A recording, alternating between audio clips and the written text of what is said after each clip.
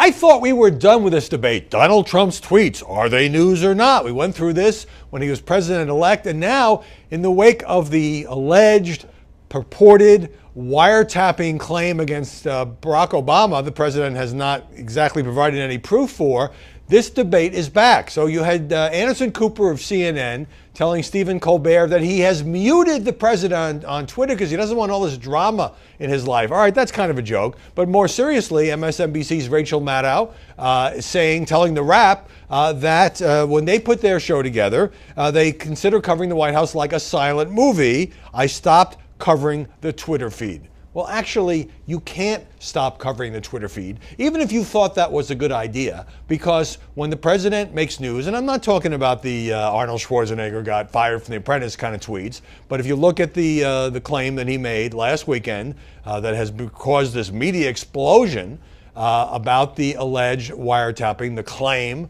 that Barack Obama, despite the denials, ordered him wiretapped or Trump Tower surveillance during the campaign.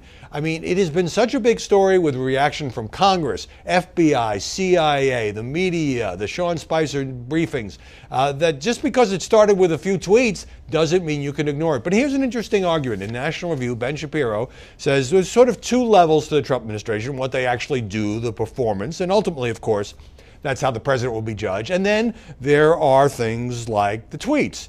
And he says, well, what? Let me just read this here. Here's a suggestion. Instead of treating Trump's rhetoric seriously, wouldn't America be better off if we did ignore it? What if instead of going nuts over a half-baked Trump tweet for a week, we all just recognized that the tweet is what it is, a half-baked Trump tweet? Well, here's the deal. Whether it's half-baked, fully baked, quarter-baked, I don't care. First of all, whatever the President of the United States says is news, and it doesn't matter where he says it, whether it's a shouted answer, radio, YouTube, or on Twitter, it's news. Second of all, this sort of suggests that, well, we don't really have to take this president's words all that seriously. We can just kind of ignore it, put it on the back burner, pretend it didn't happen, and cover his actions in office. Now, imagine if Barack Obama was still president and people were saying, gee, you know, that Barack Obama, he said some wild and crazy things on Twitter.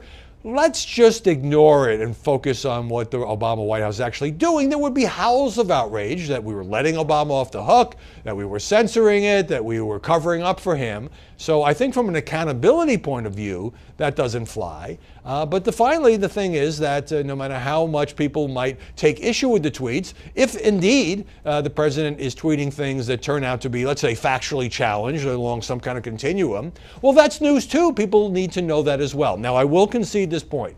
Everybody in the world is not on Twitter. Everybody is not watching cable news all day. Those of us in the journalism business, we're in a bit of a bubble, and so we think that every time the president tweets something and we go crazy about it and we put it on the websites and we have cable news segments about it, that it's such a big deal. It may not be that big a deal. Many Americans may be tuning it out. They may simply not be following the news close enough. But if you want to look at our responsibility as journalists, and yes, we ought to be selective, and every single throat-clearing tweet is not necessarily huge breaking news.